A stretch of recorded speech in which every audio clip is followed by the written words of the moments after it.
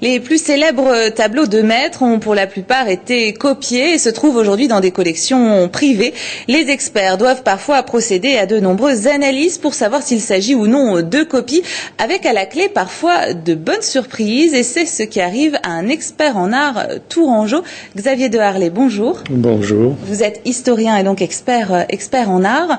Vous avez été contacté il y a quelque temps par un propriétaire, un particulier, qui a de nombreuses toiles, dont une qu'on pourrait éventuellement attribuer à Léonard de Vinci. Expliquez-nous un petit peu comment s'est passée cette découverte. Alors la rencontre s'est faite par l'intermédiaire d'un ami qui s'appelle Claude Godot, qui est tourangeau, et qui donc m'a présenté cette affaire en me disant que ce collectionneur, qui a chez lui plus de 300 toiles, qui a passé son existence donc à essayer de trouver des œuvres de maître, posséderait peut-être chez lui ce qu'il pensait être une scène, ou la dernière scène de Léonard de Vinci.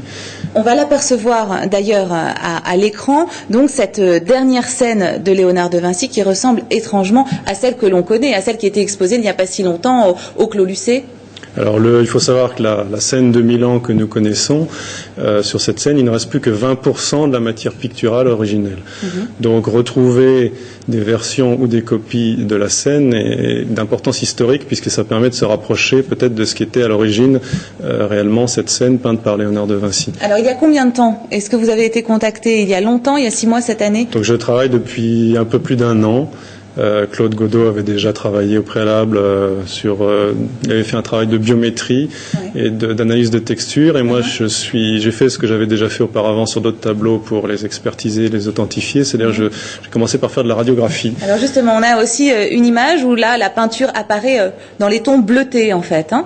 Alors en fait le but de la radiographie, c'est de retrouver en dessous un dessin sous-jacent, c'est-à-dire le dessin qui a été réalisé avant la peinture. Et on le voit très bien sur cette image que l'on a à l'antenne et que l'on va garder un petit peu à l'antenne.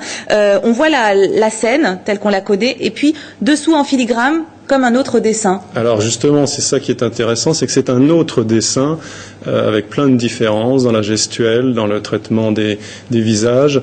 Et le but de la radiographie, c'est pas de retrouver un dessin sous-jacent, c'est de retrouver un dessin sous-jacent différent, avec plein de différences, qui montre une réflexion, vraiment un travail de réflexion du peintre. Troisième étape, les infrarouges, pour encore déceler d'autres traits, d'autres caractéristiques du travail de Léonard de Vinci. Alors avec l'infrarouge, on pénètre un petit peu moins profondément dans la matière picturale. Par contre, on peut retrouver des éléments un peu plus de précision, et en l'occurrence, ça nous a permis de retrouver de façon très visible toute la géométrie qui sous-tend cette réalisation, et notamment, ce qui était assez surprenant, une petite triangulation en bas de cette œuvre avec 2 bisectrices, et qui permettent en fait d'expliquer toute la disposition des apôtres, des groupes de personnages autour de cette photo. Est-ce qu'on va peut-être pouvoir la voir à l'antenne, la 4e photo, donc où l'on voit apparaître des traits? Voilà. Une sorte de... C'est la géométrie. Voilà, donc on a toute la perspective, et puis je vous dis cette triangulation qui est très singulière, très particulière. Donc tout ça est visible. C'est pas une vue de l'esprit, c'est pas quelque chose que j'ai inventé, c'est quelque chose qui est visible à l'œil nu, encore plus visible en infrarouge.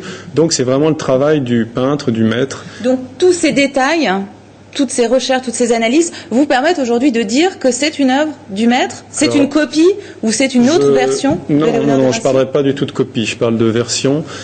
Ma conviction est que la main de Léonard de Vinci est derrière, pour toutes les bonnes raisons que j'ai expliquées. D'abord, il y a trop de liberté il y a trop de travail de réflexion pour que ça soit une simple copie.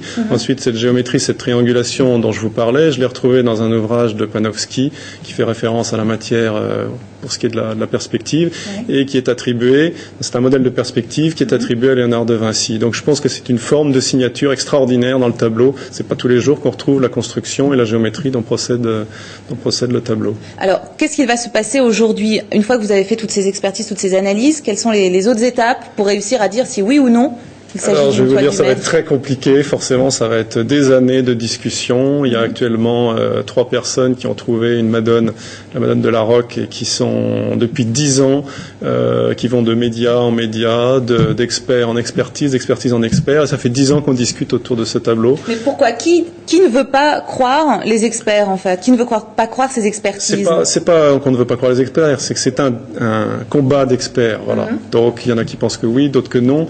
Et puis là, il s'agit quand même de grosses pointures. Léonard de Vinci, c'est quand même énorme. La scène, c'est encore plus extraordinaire. Et au-delà de la main du maître ou pas, ce tableau, de toute façon, est d'une importance historique parce qu'il est vraisemblablement ce qu'on a de plus beau. C'est la plus belle version de la scène qu'on ait et celle qui se rapproche le plus de ce qu'a été la scène de Milan à l'origine. Est-ce qu'on a d'autres versions d'œuvres de Léonard de Vinci en particulier qui auraient été découvertes ces dernières années, ces dernières décennies? Il y a au moins 2 Madones qui font un peu polémique à l'heure actuelle. Et puis cette Madone de la Roque, je vous dis qu'elle a été retrouvée il y a 10 ans, et ça fait 10 ans que ceux qui ont eu la chance de la retrouver sur une brocante essayent de la faire reconnaître en tant qu'œuvre du maître. D'accord, très bien. Écoutez, merci beaucoup d'être venu nous présenter votre travail, d'être venu nous présenter cette scène, donc cette dernière scène. On aura certainement l'occasion d'en reparler si elle s'avère exacte. Merci beaucoup de votre attention. À très bientôt sur TV Tour.